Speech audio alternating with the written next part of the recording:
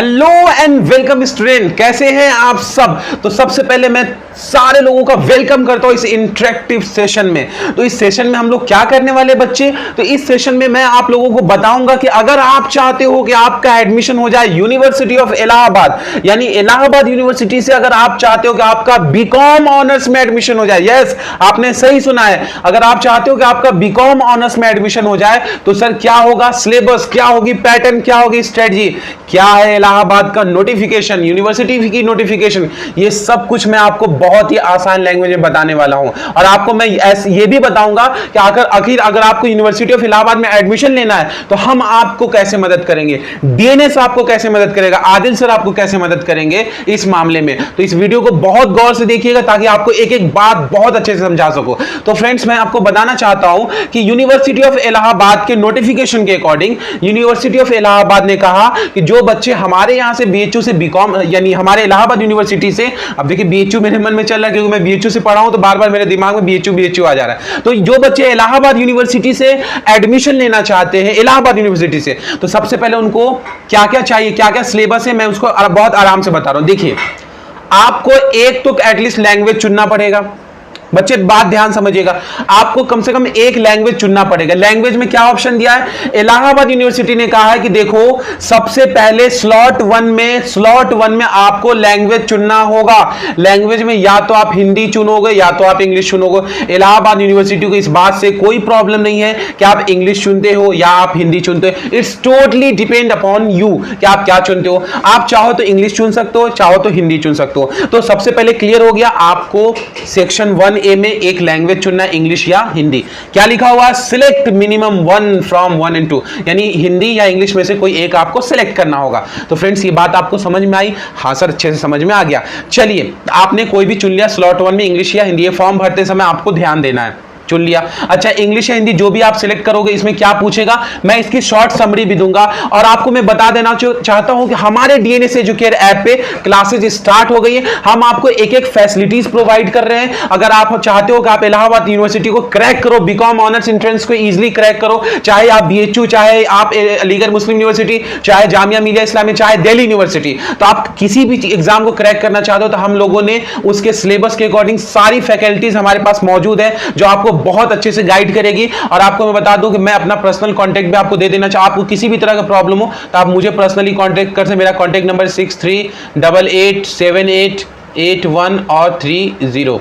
तो ये आप नोट कर लीजिए, 6388788130। इसमें आप मुझे कांटेक्ट भी कर सकते हैं। तो स्टार्ट करें फ्रेंड्स। हाँ, तो सबसे पहले बच्चे क्या करना है, आपको एक लैंग्वेज चुनना पड़ेगा। लैंग्वेज किसमें से सर, इंग्लिश और हिंदी में से कोई एक आपको चुनना है। ये क्लियर हो गया ना? हाँ, अब इंग्लिश हिंदी में से जो भी आप चुनो उसमें 50 क्वेश्चन आएंगे जिसमें से आपको 40 अटेम्प्ट करना होगा। क्लियर है? हाँ सर। अब आगे बढ़ते हैं। बड़े बच्चे, हाँ सर बढ़िए ना? हाँ, अब उसके बाद बच्चे आपको क्या चुनना है, अभी मैं आपको सिलेबस का एनालिसिस भी बताऊंगा। अभी मैं शॉर्ट समरी कर रहा हूं, फिर आपको एनालिसिस बताऊंगा। और याद रखिए, वक्त आ गया है कि आप मेहनत करना शुरू कर दिए। बोर्ड एग्जाम भी आपके बहुत नजदीक है और आपका एंट्रेंस एग्जाम में भी बहुत टाइम नहीं है। तो एंट्रेंस एग्जाम को थोड़ा कम वक्त दीजिए, बोर्ड एग्जाम को फोकस कीजिए, मैं मना नहीं कर रहा हूं, बट एंट्रेंस एग्जाम को एकदम ही मत छोड़ दीजिए, क्योंकि आज के जमाने में world needs competition, world demands competition, जमाना कंपटीशन डिमांड करता है। जमाने की जरूरत क्या है, कंपटीशन है। आप 12th में 90% ले आओ, 95% ले आओ, it is irrelevant to you. ये टोटली इररिलेवेंट है, क्योंकि आज के टाइम में मैटर क्या करता है सर, आज के टाइम में मैटर आपका नॉलेज, आपका कैपेबिलिटीज, आपका एलिजिबिलिटी, आपके अंदर जो आपने जो एजुकेशन को समझा है, आपकी अंडरस्टैंडेबिलिटी, आप कितने रिलायबेंट है, आप कितने रिलायबिलिटी है, ये जितना आपके अंदर ये सारी चीजों को, उतना ज्यादा आप इजीली एंट्रेंस को क्रैक कर सकते हैं। तो ये बात याद रखिएगा। अच्छा सर, आगे बढ़ूं? हाँ सर बढ़िए ना? बच्चे अब देखो जरा सा, डोमेन में, यानी कि आप स्लॉट 1 समझ में आ गया ना सर? हाँ सर आ गया। अब डोमेन में क्या पूछेगा आपसे, डोमेन मतलब होता है मेन सब्जेक्ट। स्लॉट नंबर 2 जो डोमेन है आपका, जो मेन सब्जेक्ट, उसमें पूछेगा। तो बच्चे मेन सब्जेक्ट में आपसे पूछेगा बीकॉम में क्या एंट्रेंस करने के लिए पूछेगा। बच्चे मैं बताऊं, अगर आप बीकॉम एंट्रेंस देना चाहते हो तो आपको मेन सब्जेक्ट में बच्चे पूछेगा क्या, यहां देख लो अच्छे से, यहां देख लो, अकाउंटेंसी, बीकॉम में क्या पूछेगा सर, अकाउंटेंसी। याद रखना, इलाहाबाद यूनिवर्सिटी ने साफ अपने नोटिफिकेशन में कहा है कि मैं सिर्फ और सिर्फ क्लास 12 का अकाउंटेंसी पूछूंगा, 50 क्वेश्चन पूछूंगा सिर्फ अकाउंटेंसी, और कंपलसरी होगा अकाउंट्स लेना आपको। तो सिर्फ और सिर्फ अकाउंटेंसी इलाहाबाद यूनिवर्सिटी पूछ रहा है, जो कि आपके लिए कंपलसरी है। इसमें भी आपको अकाउंटेंसी चुनना है, जिसमें 50 क्वेश्चन आएंगे, 40 क्वेश्चन आपको अटेम्प्ट करना होगा। 50 क्वेश्चन आएंगे और 40 क्वेश्चन आपको अटेम्प्ट करना होगा। समझ में आ गया? हाँ सर। अच्छा बच्चे, कोई डाउट तो नहीं आपको? बोलो ना, कोई डाउट हो बोलो ना। नहीं सर।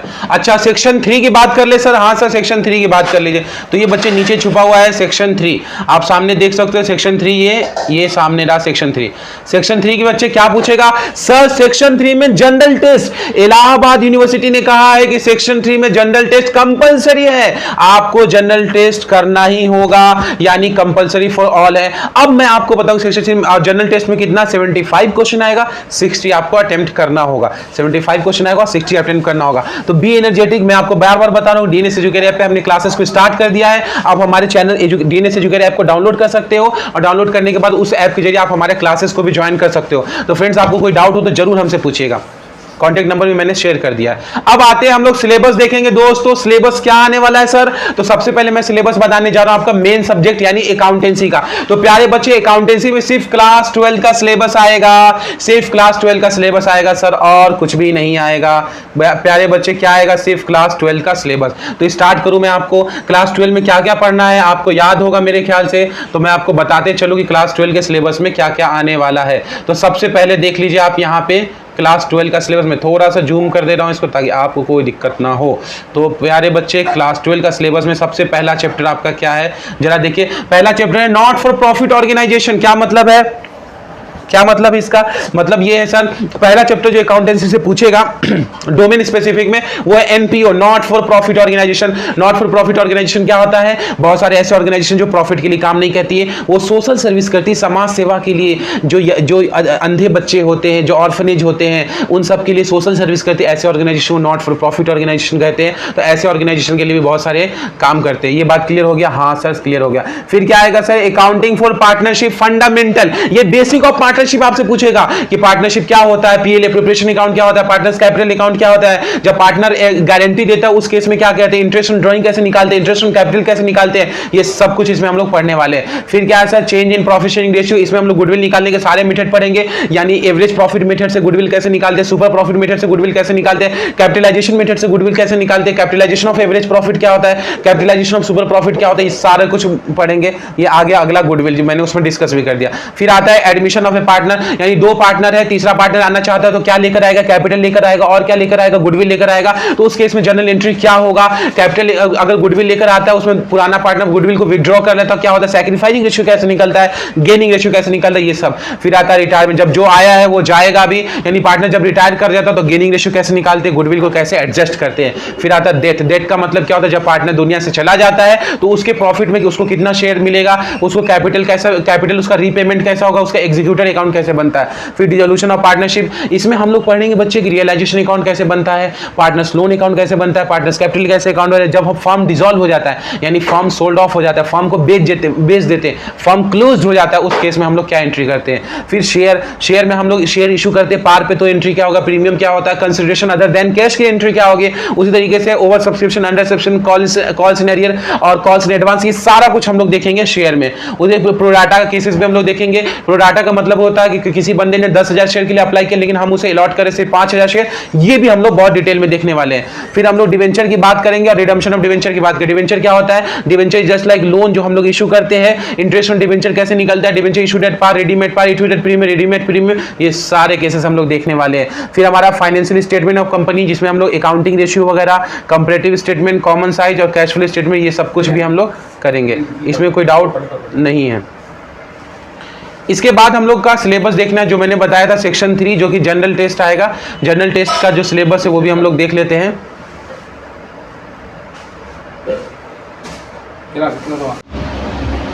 सो स्टूडेंट्स, अब हम लोग देखेंगे कि जनरल टेस्ट में क्या आने वाला है एग्जाम में। तो प्यारे बच्चे, जनरल टेस्ट जो कि आपका सेक्शन नंबर 3 है, तो जनरल टेस्ट में क्या पूछेगा आपको, मैं बहुत आसान लैंग्वेज में समझाने की कोशिश करता हूं ताकि आपको बात समझ में आ जाए।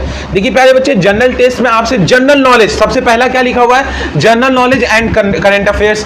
अब बच्चे जनरल नॉलेज क्या होता है मैं आपको बताता हूं। जैसे आप बचपन में जब आप क्लास 3, 4, 5, 6, 7, 8 में थे तो आपको जीके पढ़ाया जाता था। जीके याद है, सबसे बड़ा माउंटेन क्या है, सबसे छोटा माउंटेन क्या है, कौन सी नदी कहां से बहती है, गंगा नदी कहां से बहती है और वरुणा नदी कहां से बहती है, इस तरीके के क्वेश्चन आप लोगों ने पढ़ा था ना। ये basically static GK, general, first president, second vice president कौन है, तो ये सब जो है हमारा जनरल नॉलेज है। उसी तरीके से ये प्लानिंग कमीशन कब आया था, ये कमीशन कब आया था, फलाना कमीशन कब आया था, ये सब क्वेश्चन जनरल नॉलेज से रिलेटेड पूछ सकता है। उसी तरीके से नीति आयोग और कमिटी जितने भी है वो कब कब फॉर्म हुए थे, वो सब क्वेश्चन जनरल नॉलेज से पूछा जा सकता है। उसी तरीके से हमारे देश में जो बहुत सारा जैसे चीफ जस्टिस ऑफ इंडिया का एज क्या होना चाहिए, क्या रिस्ट्रिक्शन होता है, क्या डिग्री होनी चाहिए, क्या क्या वैलिडिटी होती है, कितने साल तक वो काम करते हैं, ये सब क्वेश्चन जनरल नॉलेज से आता है। फिर आता है करंट अफेयर्स। करंट अफेयर्स क्या होता है बच्चे, करंट अफेयर्स का मतलब होता है कि देश में जो हाल में चल रहा है, इन देश में जो अभी चल रहा है उसको हम लोग क्या बोलते हैं, करंट अफेयर। मतलब जो करंट में चल रहा है। फॉर एग्जाम्पल अभी आईपीएल गेम हो रहा है ना, इंडियन प्रीमियम लीग, उसमें कौन सी टीम जीत रही, कौन सी टीम रनर टीम में, कौन सी सेमीफाइनल में, कौन सी फाइनल में जा रही है। उस तरीके से अभी रिसेंटली जेट एयरवेज से रिलेटेड कुछ क्वेश्चन आ जाए, या अभी रिसेंट में जो बजट आया था फरवरी में जो बजट है उस बजट से रिलेटेड कुछ क्वेश्चन आ जाए कि क्या बजट में चेंजेज आया है। तो इस तरीके से करंट अफेयर का मतलब होता है कि आज के दौर में रोज डेली जो न्यूज आ रहे हैं वो सारे न्यूज को आपको कवर करना होगा। और आपको मैं बताती हूँ, मुझे बहुत खुशी हो रही है कि जनरल नॉलेज और करंट अफेयर्स के लिए हमारी फैकल्टी मौजूद है। यानी हमारी जो फैकल्टी वो आपको जीके और करंट अफेयर कंप्लीट करवाएंगी। ये बात समझ में आ गया? हाँ सर। अब आता है बच्चे मेंटल एबिलिटी। मेंटल एबिलिटी क्या होता है आपको मालूम? जनरल मेंटल एबिलिटी क्या पूछता है? मेंटल एबिलिटी का मतलब होता है जहां आपको दिमाग लगाना हो। दिमाग लगाने का मतलब समझते हो बच्चे? दिमाग लगाने का मतलब ये होता है कि जैसे फॉर एग्जांपल आपके चाचा के बेटे की, फूफा की बेटी आपकी क्या लगी, इस तरीके का क्वेश्चन पूछ देगा। या फिर मेंटल एबिलिटी में बेसिकली मतलब इस तरीके का जो क्वेश्चन होता है ना, जहां पे हमें मेंटल यानी कि हमें दिमाग यूज करना होता है, कुछ फिल इन द ब्लैंक्स, कुछ मिसिंग फिगर, इस तरह का क्वेश्चन आ जाता है। फिर आता है हमारा न्यूमेरिकल एबिलिटी। न्यूमेरिकल एबिलिटी क्या होता है? इसमें क्लास 8 तक का मैथमेटिक्स आएगा। सिंपल इंटरेस्ट के क्वेश्चन आ जाए, कंपाउंड इंटरेस्ट के क्वेश्चन आ सकते हैं, सिंपली कॉस्ट निकालना, प्रॉफिट निकालना, सेल निकालना, प्रॉफिट परसेंट निकालना, लॉस परसेंट निकालना, और इस तरह का क्वेश्चन जो है बेसिकली हमारा न्यूमेरिकल एबिलिटी में पूछने वाला है। उस तरीके से क्वांटिटेटिव रीजनिंग में नंबर से रिलेटेड रीजनिंग। नंबर से रिलेटेड रीजनिंग क्या होता है? जैसे मैं बोलूं कि 1, 3, 5, अब क्या आएगा? नंबर से रिलेटेड रीजनिंग है, रीजन है 1 ऑड नंबर है, 3 ऑड नंबर है, 5 ऑड नंबर, तो फिर 7 आएगा। फिर मैं बोलूँ 2, 4, 6, 8, अब क्या आएगा? आप बोलेंगे 10 आएगा। तो यानी कहने मतलब है कि नंबर से रिलेटेड रीजनिंग इस तरीके से बहुत सारा। और इसके लिए हमारे पास, आपको मैं बता दूं कि जीके और करंट अफेयर यानी इस पोर्शन के लिए हमारे पास एक टीचर मौजूद है। और mental ability, numerical ability, quantitative reasoning और लॉजिकल रीजनिंग, ये जो 4 सब्जेक्ट है इनके लिए हमारे पास एक टीचर मौजूद है। यानी ये जो 4 सब्जेक्ट बेसिकली न्यूमेरिकल है और रीजनिंग है, तो न्यूमेरिकल और रीजनिंग के लिए हमारे पास एक टीचर अवेलेबल है। और उसी तरीके से जनरल नॉलेज और करंट अफेयर्स के लिए भी हमारे पास टीचर्स अवेलेबल है। तो आपको मैं बताता हूं कि अगर आप चाहते हो कि फुल कंप्लीट पैकेज चाहते हो, यानी आप एक चैनल से जुड़ के सारा प्रिपरेशन करवाना चाहते हो, या आप बीएचयू क्रैक करना चाह रहे हो, या इलाहाबाद या दिल्ली यूनिवर्सिटी या कोई भी यूनिवर्सिटी क्रैक करना चाहते हो, तो आप हमारे इस चैनल के से जुड़ सकते हो। हमारे ऐप पे इस कोर्स को परचेज कर सकते हो। और मेरा कॉन्टेक्ट नंबर मैंने पहले भी दिया, उसको आप नोट कर लो, 6388788130। मैं मोहम्मद आदिल शरीफ, आप मुझे पर्सनली भी कॉन्टेक्ट कर सकते हो। प्यारे बच्चों अब आगे बढ़े। हाँ सर, 75 क्वेश्चन आएंगे जनरल टेस्ट से, और कितना क्वेश्चन आपको करना होगा? 60 क्वेश्चन अटेम्प्ट करना है।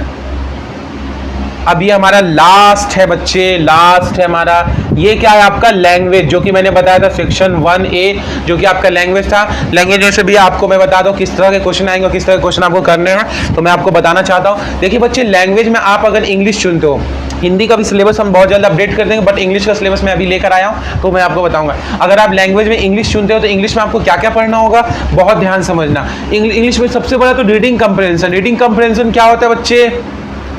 रीडिंग कंप्रेहेंशन बोलते हैं, एक पैसेज दिया रहेगा, आपको उस पैसेज को पढ़ना होगा, और उस पैसेज को पढ़ने के बाद उसका आंसर करना होगा, एमसीक्यू आंसर। एक कहानी दे दिया, एक स्टोरी दे दिया, एक इंसिडेंट और एक पोएम दे दिया, एक प्रोज दे दिया। पोएम प्रोज उतने नहीं आते, बस स्टोरी टाइप का क्वेश्चन आते हैं। आर्टिकल दे दिया, और उस पैसेज को पढ़ने के बाद आपको क्या करना है, उससे रिलेटेड क्वेश्चन जो भी पूछा जाएगा उसका आंसर आपको करना पड़ेगा। तो ये बहुत आसान तो नहीं होता है, क्यों? क्योंकि इसमें वोकैब चाहिए। जिस बच्चे का वर्ड मीनिंग पे कमांड नहीं होगा वो ये रीडिंग कंप्रेशन करना उसके लिए बहुत ज्यादा मुश्किल हो जाएगा। उसका लिटरेरी, नैरेटिव और एप्टीट्यूड और वोकैब, ये क्या है? ये बेसिकली मैं आपको बता दूं कि वोकैबुलरी पहले मैं बता दूं। वोकैब मतलब होता है वर्ड मीनिंग पूछेगा, सिनोनिम पूछ सकता है, एंटोनिम पूछा, या पैसेज में कोई वर्ड दिया हुआ उसका पूछेगा इसका सेम मीनिंग बताओ, सेम सिनोनिम बताओ। तो इस तरीके से सिनोनिम, एंटोनिम। और इसमें मैं बताता हूं कि नैरेटिव का मतलब यहां पे होता है कि बहुत सारे आपके क्वेश्चन एक्टिव पैसिव से रिलेटेड आएंगे, डायरेक्ट इनडायरेक्ट रिलेटेड क्वेश्चन आएंगे, स्पीच से रिलेटेड आएंगे, नरेशन से रिलेटेड क्वेश्चन आएंगे, आर्टिकल से आएंगे, वर्ब एंड एग्रीमेंट से क्वेश्चन आएंगे, ए एंड द का use, fill in the blanks, preposition का use, for, use of, in, by, इन सब का यूज भी आपको पढ़ाया। और आपको मालूम है कि हमारे पास लैंग्वेज के लिए हमारे पास टीचर अवेलेबल है जो आपको लैंग्वेज का कंप्लीट कोर्स करवाएंगे। तो उम्मीद है आपको ये पूरा सिलेबस एनालिसिस समझ में आ गया होगा और आपको समझ में आएगा कि हम लोग बहुत एनर्जेटिक होगा आपको पढ़ाने वाले। तो हमारे डीएनएस एजुकेटर ऐप को जरूर सब्सक्राइब कर दे, लाइक कर दे, कमेंट करें। आपको ऑफिशियली कुछ क्वेश्चन भी पूछना है तो आप कमेंट सेक्शन में जरूर पूछे, और डीएनएस एजुकेटर ऐप को डाउनलोड कर ले। और मैं आपको, और मैं क्या पढ़ाने वाला हूं, मैं आदिल सर आपको डोमेन स्पेसिफिक यानी कॉमर्स का कंप्लीट अकाउंटेंसी में कवर करूंगा। इलाहाबाद यूनिवर्सिटी के लिए, बीएचयू के लिए मैं अकाउंटेंसी के साथ साथ बिजनेस स्टडी भी पढ़ाऊंगा। उसी तरीके से जहां इकोनॉमिक्स की जरूरत पड़ेगी वहां इकोनॉमिक्स भी पढ़ाऊंगा। यानी मेन सब्जेक्ट की जिम्मेदारी मेरी है। बहुत आसान लैंग्वेज में पढ़ाऊंगा, बहुत सिस्टमेटिक, बहुत इजी अंडरस्टैंडिंग, बहुत रिलायबिलिटी, रिलेवेंस तरीके से पढ़ाऊंगा और आपको सब कुछ बहुत एग्जाम्पल दे देकर समझाऊंगा। उम्मीद है आपको हमारा ये सेशन पसंद आया होगा। तो ये बेसिकली इलाहाबाद यूनिवर्सिटी का मैंने सिलेबस डिस्कस किया है। अब आपको अगर कोई भी डाउट हो तो हमें कॉन्टेक्ट करें और हमारा ये कोर्स जरूर इनरोल करें। Thank you very much friends.